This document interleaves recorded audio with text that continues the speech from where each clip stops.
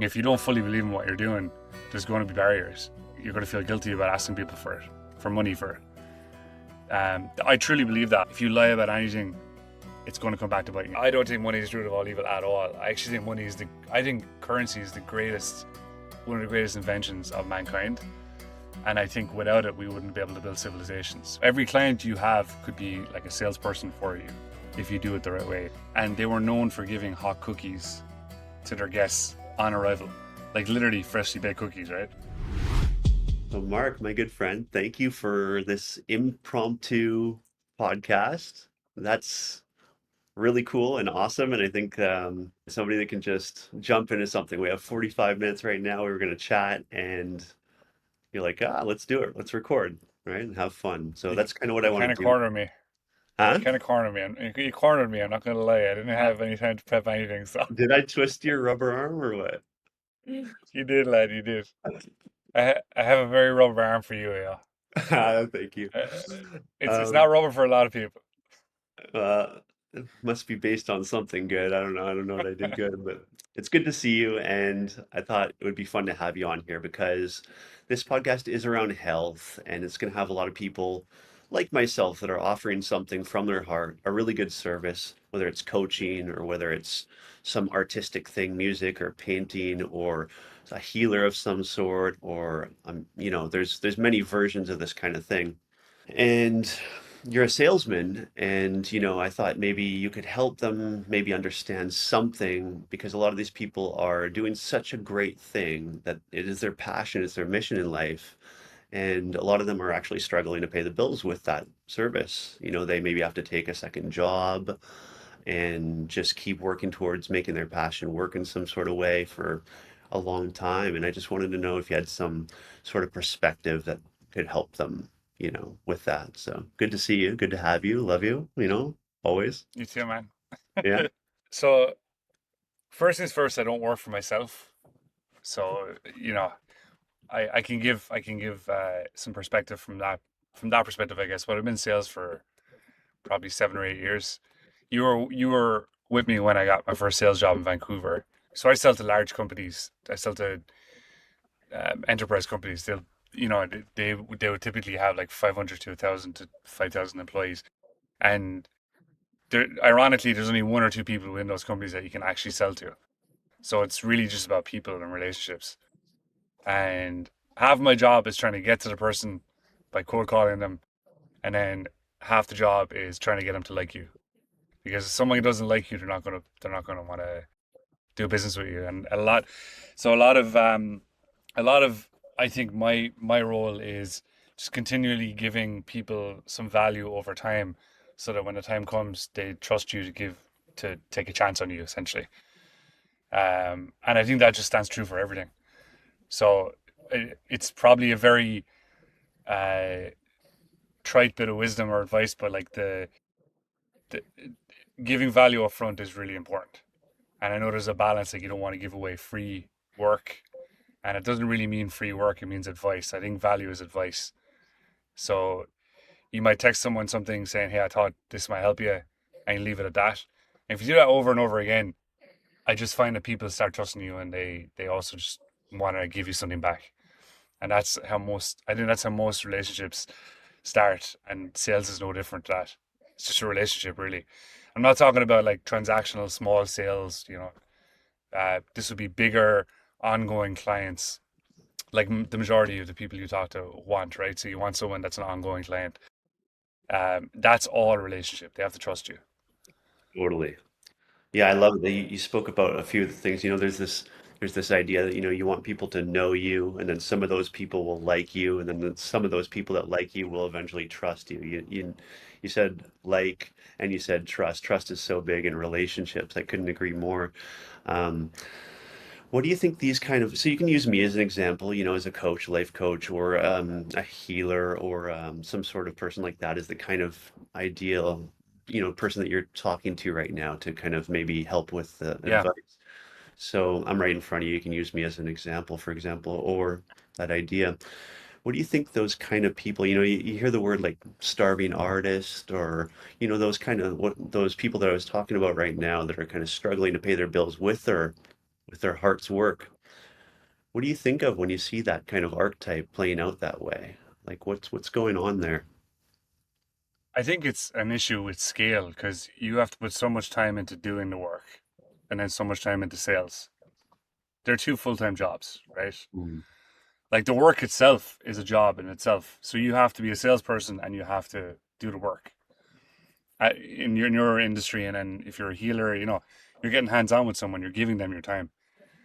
So an ideal scenario would be that you're setting a system up that you minimize the amount of sales you have to do and you're helping people and those people are going and selling for you. They were giving you referrals and everything else. So I think like at the start it should be heavy sales because you got to get people interested, but then you got to do really good work. And I think if you just keep doing really really good work, people are going to start talking about you. But Mhm. I think the focus on sales too much it doesn't help in the long run because um I think a lot of stuff, not everything, but especially healing and anything like to do with the body or the mind. If you do a good job with someone, I find that like I'll talk to them about you. I'll talk to other people about you, and that's the most organic way of getting anything. So I guess at the start you got to go heavy on sales and marketing, and then just try and get as many people in the door uh, to give them an idea of what you're like. And it's just a bit of a slog at the start, I guess, right? But then you just got to focus on doing good work. Mhm. I think as long as you just want to put out good stuff all the time, you don't compromise on that. I really think that. And in my job, like the majority of my job is every time they send an email or whatever, that's like a test, right? Every time someone sends an email before you sell to them, it's a small little test. Like how do you respond? How do you act in this situation?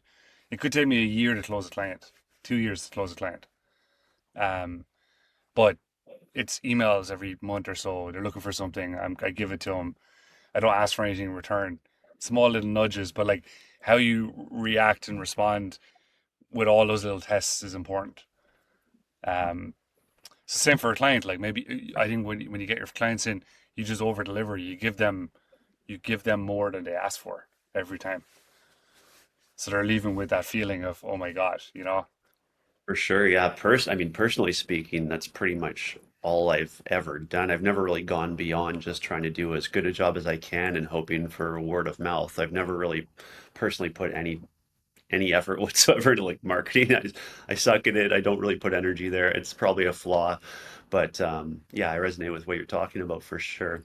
Um, what would you say, like, because you do a good job, but let's say there's 10 people that don't know you do a good job, and you know that you have incredible value to all 10 of those people, but you have to communicate it in a certain way. Is there something there that how do you deliver that message? How do you show the value that they don't see maybe from their perspective? Well, I'm not that's more marketing than Okay. sales. I actually think that a lot of your industry and the people that you're helping, they they need more marketing than sales. They Okay. they kind of come hand in hand, but I think that sales at the start to get people in the door, and then marketing after. I think because what you want to do is like I think at all costs you need to try and get video testimonials from people, Mm. especially when it's such a small intimate thing. Um, even just a quick 10, 15 seconds. Because if you go to a website and you're looking at someone and there's 15 videos of different people, real people, that's heavy social validation in my mind. Um, and I know people aren't comfortable with it, and we talked about this and early on, like, but you can give incentives. You can say, "Look, I'll give you a free session if you do it." There's incentives. There's things you can do. But I think that video is worth 10 sessions, Mhm. right? If it gets someone in the door because that's it's new business. But I read a book a while back. Again, I'm not in marketing, but I'm interested in it. I read a book called Talk Triggers. It's really good. Um, I can't remember the name of the author, but it's about building in what he defines as a talk trigger is something that he calls it remarkable. So it's worthy of remark, right? So you give an example is there was some hotel on here like a chain of hotels, and they were known for giving hot cookies to their guests on arrival, like literally freshly baked cookies, right? and people would tweet about these cookies. Like they tweet about it and they post about it, and then like they tag the company. Nothing to do with the hotel. It's cookies, right? It's but they just exploded in terms of like getting people to talk about them, right?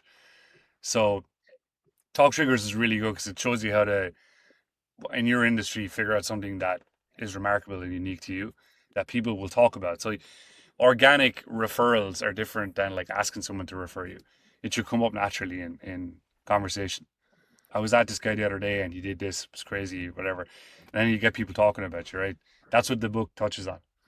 So I think that every client you have could be like a salesperson for you if you do it the right way. If you implement this book or some kind of referral system that they don't even know they're referring.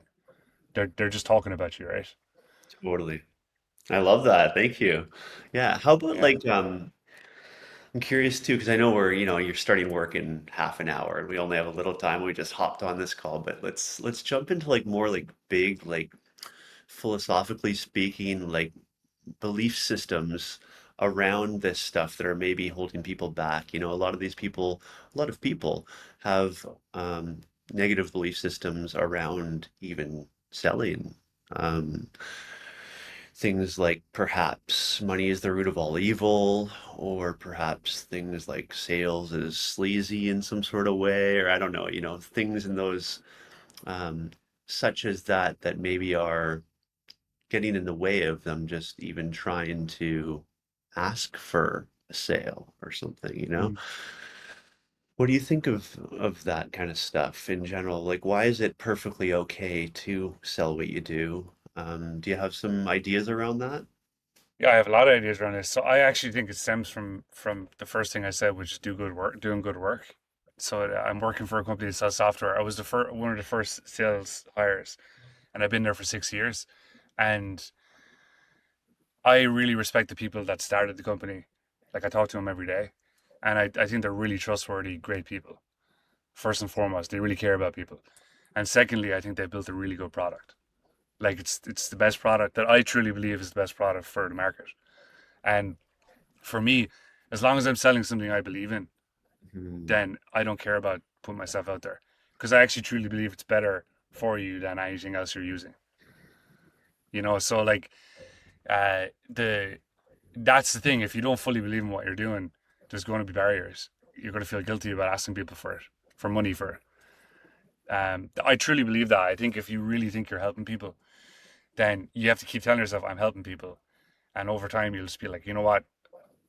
If I don't push it on them, if I don't really go for it, I'm actually doing them a disservice because they're not having the best, they don't have the best solution. Or I actually can help them in some way. Mhm. Um, I think that's a mindset that's important. And if you aren't doing your best or putting out good stuff or being a bit lazy or cutting corners, you're going to make excuses like I don't want to ask people for money or I don't want to. It'll kind of creep in, right? Mhm. Um, and then the second piece is the money is the root of all evil. That's yeah, I don't think money is the root of all evil at all. I actually think money is the. I think currency is the greatest, one of the greatest inventions of mankind. And I think without it, we wouldn't be able to build civilizations. We need to be able to store wealth and transfer wealth. But I think how we handle money can be evil. It's very Mhm. different. Like if I give you a knife, you're going to cut up something with it. And if I give someone else a knife, you're going to stab someone in the eye. The knife isn't evil, right? Mhm. I truly believe that. And I think if money's in the right hands, like good people, it can do really good. There's a lot of stories out there. They don't make themselves public, but there's a lot of stories out there about millionaires and billionaires that are unbelievably philanthropic, and you won't hear a word because they don't want. I think philanthropy should be silent, personally, as much as possible. So that's the way I look at it. I'd love to make a bunch of money, Me too. because I think I'll do good things with it. Right? I'll treat the people around me well. I'll give away some, right? Like I want to help people, um, and I have absolutely no issue with saying I would like to make a lot of money Bring it on. personally. Absolutely. And Yeah. talk about for a minute because you were saying you really believe in what you're doing there, your company. I only know a little bit about it. Why don't you take a second just to even say what the company is doing, and maybe somebody will reach out to you that needs it, you know? Yeah, we're very niche. We sell it's last mile delivery software to retailers and transport companies. So if you have a product that needs to be delivered and you have a fleet of vehicles, this software will optimize all the deliveries and then send out tracking to customers, similar to Uber. And why is it that the company is better than the other options? Well, I think the technology is as good, if not better, than everyone. We've seen the rest of the stuff on the market. It's built with a newer technology, newer tech stack. Smaller team as well. We're not a huge company, and smaller team means that you can pivot and add new things really fast. Listen to the market. And the second piece, honestly, is I think everyone on the team actually cares about the clients. So we don't fill them full of lies. We'll tell people if it's a deal breaker, if there's something missing. We're very transparent about that, right? And I think that's a huge part of why salespeople are given a bad rap because they'll say this, that, or the other just to get the deal in. But when it's a long term partnership, if you lie about anything, it's going to come back to bite you in the ass. Um, and it seems straightforward that, like, it seems obvious that every other company could be honest and whatever, but that's about a culture. If you build a culture of like, you need to get quota in every month or else, then you're going to have people lying because their livelihoods on the line. Then you break the most important thing, the trust. Yeah, exactly. Yeah. Yeah.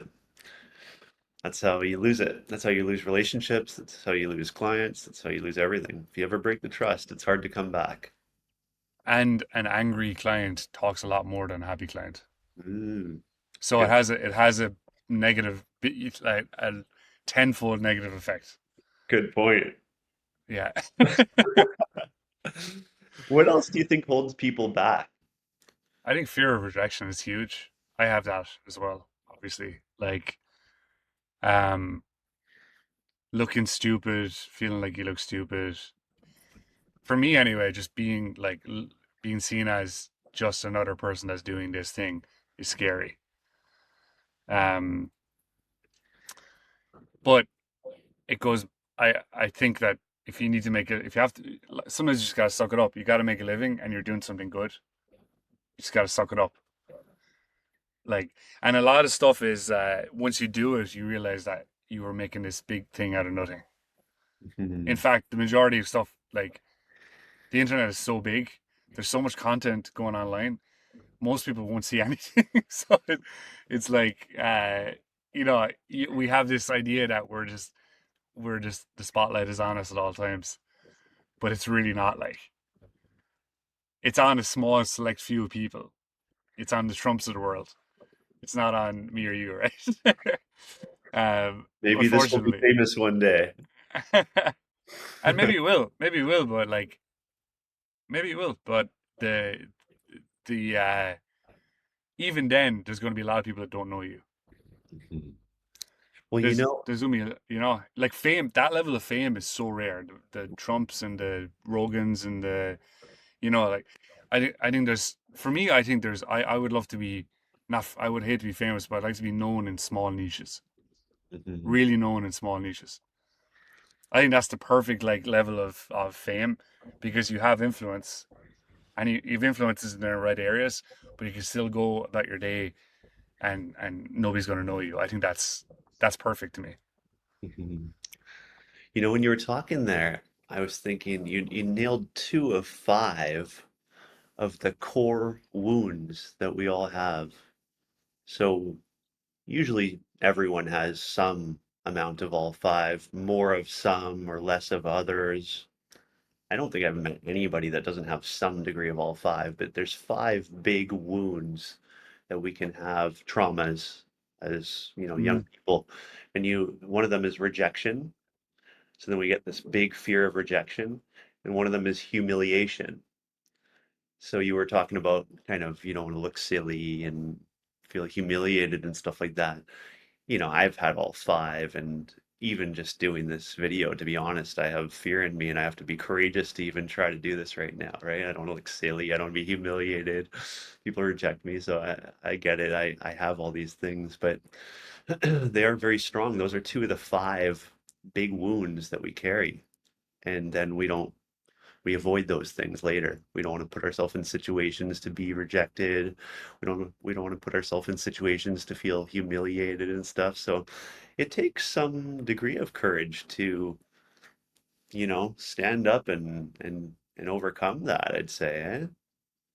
100%. Yeah, I think so. The funny thing about humiliation, though, is I used to have, I still do, by the way. I used to have this thing where I just go, I go red, like in my cheeks. I just go bright red, and it could be something very small, by the way. It could be something tiny, and as an adult, it happens every now and then, but it doesn't happen very often. Um, but when it happens, it's like a compounding effect because you're like, I'm going red, I need to stop going red, and you go even more red. It's a real problem, right? But it used to happen to me all the time as a kid. When I was in the spotlight, I hated it. I absolutely hated it. So literally, like it's a physiological reaction, and but it's all psychological. It's all psychological. It's Mhm. hilarious that it's just literally all in your head. And there's like I've read up on how on mechanisms to stop it.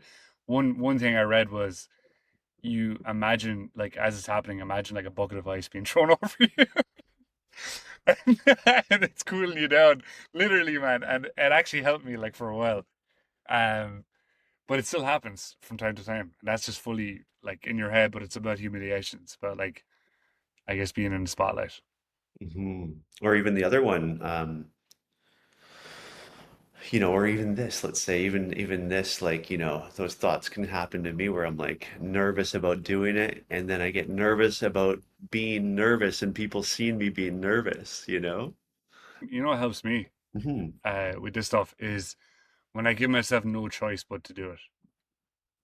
Like if I have no other option, I have to do it.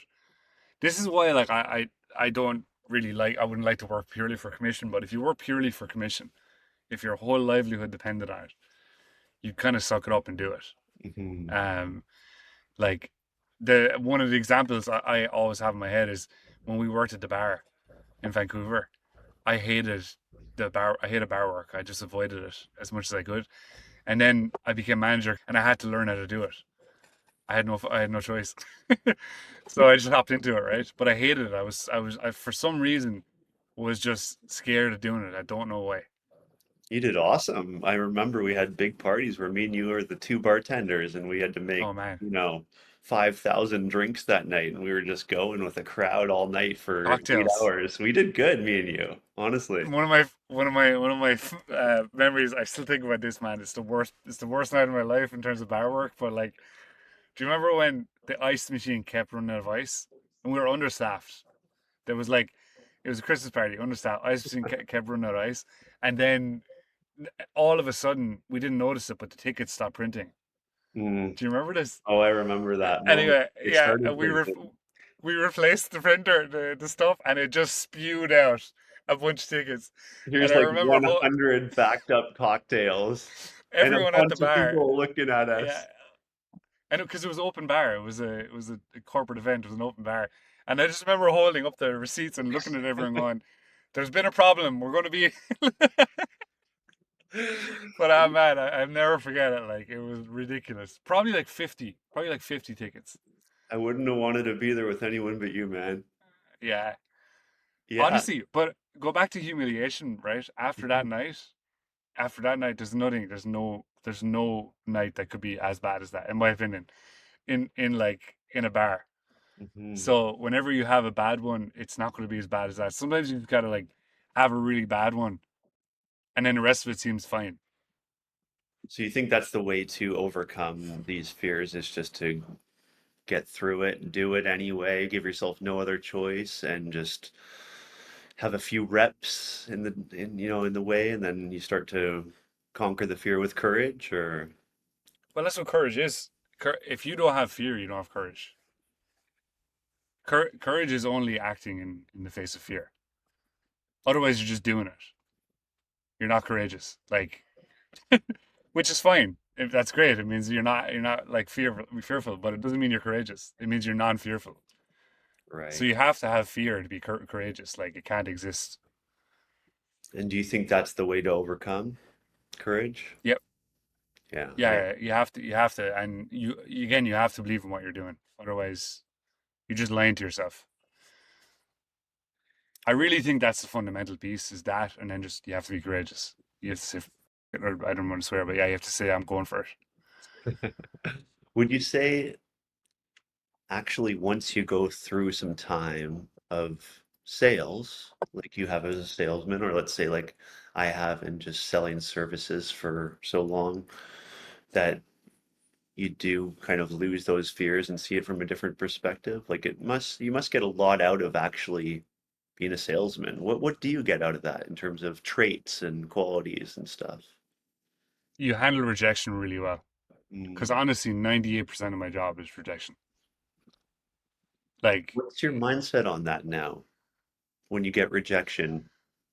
I think I'm like that. It wasn't meant to be. They're not our client, unfortunately. Some of them do piss me off, but it's fine. Like, but it's peaks and valleys. Like it comes and goes. I think honestly, I don't know what it is with the universe, but whenever I've had like a group of really bad days, something good happens after. Mm.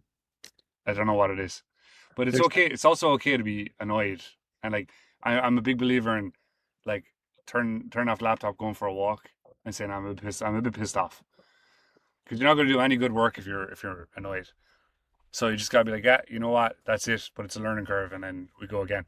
And after so much rejection, as everyone in sales experiences, what does it take? Is it a certain kind of thing that feels wrong that still pisses you off at this point?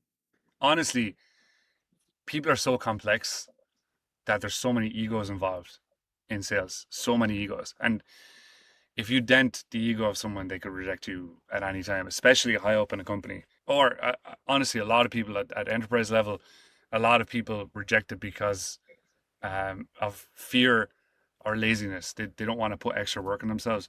They don't really care about moving the company forward. They just don't want their own work ruffled, right? So they're not thinking forward or back.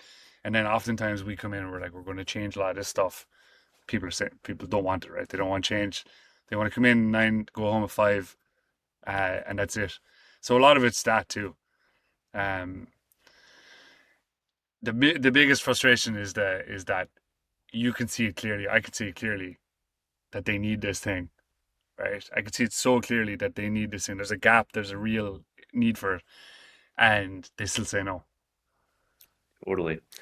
Yeah, that is sales, right? You from the perspective of the person that's working in their thing, they can see who wants it. So for me, for example, I only offer my services, whether it's men's group or coaching or anything. I only offer it when I think it is a very good choice for them. Yeah, I don't offer people things that don't work for them. I offer people things that really work for them. And from my perspective, I can see all of the benefits, all the value. Then the sales part is to try to communicate that to somebody from their perspective where they're not seeing very far and not very much, and they don't understand very much of what's going on. And then you have to try to communicate what resonates to them. It's not an easy thing, right? you got to find what it is you're doing that makes them resonate because it could be anything, right? Mhm. Um, but sometimes it's just not your customer, right? Which You is know, hard. as much as you want it, it's just not your customer. Yeah, well, for me, I'll tell you what annoys me. What is it? It's not a no. I don't mind a no at all. I'm happy with a no. In fact, you were talking about rejection, and there's this one sales guy I like that says every rejection is one step closer to a sale. Yeah, So, I don't mind a no. It's like off my shoulders in a second. It's not even on my shoulders it doesn't touch my shoulders. I like a no. I like a yes, I like a no. It's all good. It's a maybe that I don't like. It's an I'll think mm, about it. Let me get back to you next week. And then 3 weeks later, they message me and I forgot I even offered anything. And then by that point, I kind of lost the interest because it's annoying. So then it's like, it's the indecisiveness. When people are indecisive and waste my time, because that's all I don't like. I don't need a yes from. anyone and whoever is going to say yes, it's for them. Maybe it's Mhm. for other people at a different time or not. Um, but I love a yes, I love a no, and I don't like and I'll think about it. I don't think we ever get, I'll think about it. Um, there's ways that we, like, if someone says, I'll think about it, to me, I think that's a no as well. Personally, that I just translate that to a no, but we don't get that very often. We either get like, uh, we'll be in contact, which is usually a no as well. But I'll always try and get next steps from someone. What does that look like? Like for somebody to understand, like the people I'm talking about, like myself, let's say I get uh, a, a maybe, right? Or an I'll think about it. Yeah. What's a technique there that I could bring in that would make sense, like a next step? Sometimes I tackle with like being really honest with them or just kind of fluffing around. But like human psychology is we put things off. Everyone does, right? Especially if it's like a money related decision or, unless someone's really in a bad way, like they come to you and they're really in a bad way, they need help, they're not going to put that off. But Mhm. like, um, sometimes I like to say, look, uh, and let's keep the ball rolling. Do you want to stick something on the calendar for 2 weeks? We'll follow up about it. Would you have a decision by then? Something like that. I think if it's in the calendar, it works really well. Mhm. Um, because it takes us so long to get any kind of demo with clients because they're large, so it takes a while to get the right people on the call. So you have to maximize that time as much as possible. And there's nothing worse for me than when I leave a call and there's no solid next steps in place. It could be anything. It could be like, let's throw 15 minutes on the calendar in a week and we'll touch base to see if you've had a chat internally about it. Or sorry, I'm Mhm. using sales lingo here, but I hate sales lingo. But that's just it's kind of what they talk about, right? It's kind of how it's said. But like, um, and if you have a good relationship with that person, let's say it's your service or like a more intimate service, you could just be like, look, in my experience, we put off making tough decisions. Mhm. I'm not going to try and force you into doing that in here, but how about we put something on the calendar for 2 weeks? Like, Love that. I love you that. know, and then like if it's a no, it's a no. It's totally fine. Like say what you said there, right? Because people are scared they're going to offend you by saying no, and I like, know. No, I love what you said but there, though. It's such a perfect piece of advice, right? What you were saying next, about creating a next step there and just explaining it a yeah. little bit. It's so perfect. I love that. I'm taking that to heart right now, honestly. Yeah. I like to, if you want to really disarm people, you can say, look, I do it as well. I procrastinate a lot, you know, and say like, it's in our nature to procrastinate. So how about I give you a week or two to think about it? If it's a no, it's totally fine, but we stick it on the calendar. Just keep it simple, right? How about this? I know we're only 10 more minutes. How about do you have one message for that archetype? Do you have one message that you could sum all this up in and just one thing that you'd want them to hear from you? Yeah, I think I'll go back to I just think make sure you're doing good work. Make sure you believe in what you're doing. Once you believe in what you're doing, uh, just be courageous and put yourself out there. Mm. Don't skip the steps. Don't be courageous and put yourself out there if you don't believe in what you're doing. So you gotta like ask yourself, am I doing good stuff? Am I educated enough? Am I actually putting good stuff in the world? You don't have to be an expert by any means, right? But you have to truly think that what you're offering people is good. Then say, okay, I'm offering people something good. I'm going to be brave and put myself out there. Thank you. Awesome. Yeah. My good friend Mark, it's awesome to talk to you like this. It's so fun. And yeah, that's one other topic let's touch on for a second is friendship. You're one of the only adult friends that I've made that stood the test of time that I just love spending time with and hanging out. And I think that's that's one quality you have is you're just like a really, really good friend. You're kind of like a top-notch friend. Relationships, Thanks, right? And man. you kind of also have like the big categories in life. So you're doing really good in so many ways that you're really well-rounded, super smart, and like health, wealth, and relationships. You're healthy, you have good relationships with people. You're good at your work and all that. So you're a really well put together guy, and I'm just like super happy to have you as a really good friend of mine for so long. And what do you have to say about friendship? Like, what do you look for? What qualities do you look for in a good friend? Um, Be long term that you want to spend time with and have as a good friend.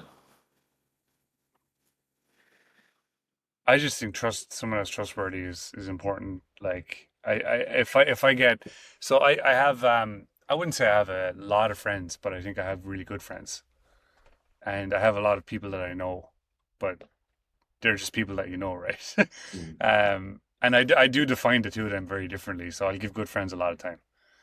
I'll give good friends time, and I'll text and like whatever people that it's not a like I'll hop on a call with you anytime that you want because you're a good friend of mine, Hey, and you that's want to record? but but the I look for like if I get the personally if I get the idea that I've given you some information about myself and then you've used that as a gossip or a talking point with someone else, to me that I'm like I don't want someone that's going to talk about me to anyone else. And I know stuff comes up and like people cross because I have a lot of crossover friends, and I don't want people chatting about me, but if I share something, it should be obvious that it shouldn't be shared. And I think all my friends know that line. I think that line's really obvious. Um, you know, and I that's an important one for me. Another one is I have to feel like you'll come to battle for me if needed. I say this to my friends like they both they all of them get at least one blind shot. Like I'll just come to battle without asking questions. But if it happens over and over again, I'm gonna ask questions. But yeah, I'll do that for any close friend. I find I think loyalty is important. I find myself really loyal. Um, and I think that if your friends aren't with you when you need them, they're not really there. It's not really a true friend. It's easy to be friends with someone when times are good. So I guess longevity as well. Like over time, you'll just learn about people. Totally. Over It's really time, hard to judge someone right away. It's very hard. over time, you build trust, right? Yeah. You mentioned two of what I think are the four. Well, you kind of mentioned three of the four, I believe, foundational principles of a good relationship. You mentioned trust and loyalty, right? That they're going to be beside you and go to battle with you. And I've had those situations in my life where trust is broken or the loyalty to the thing showed itself at certain times, and it's kind of the end, at least of anything real and deep. It takes a different flavor after those things happen, Yeah. you know. I And- I don't believe in blind loyalty. It's weird, man. Like I think you should tell your friends if they're doing something that isn't ethically right or morally right. Like, you know, but I loyalty for me is like I tell my friend before I tell someone else. Like let's say they do something shitty. Like you warn them. He said this was really shitty. I think that's great friendship, personally. I think it's a sign of a really good friend that you're brave enough to tell them they did something shit. I think a lot of people wouldn't say that. I think that's actually a good friend. Totally agree. As well as saying like, look, you did something shit. That doesn't mean that's who you are. People not going anywhere, but like, I didn't like this thing. Honesty. You know? Yeah. Yeah. Super believe in that. And I know that you look for those things because you are those things too. Like I know, that's one of the things about friendship too, is like you can tell where people are at, with that stuff. It's like I know that you are those things, right? I know that you're not going to say anything about me to other people. I'm sure of it. You know what I mean? In a negative way. You got my back. If I'm there, I'm not there. It doesn't matter, right? Mm. Very important to me too. Trust and loyalty and honesty and communication, of course.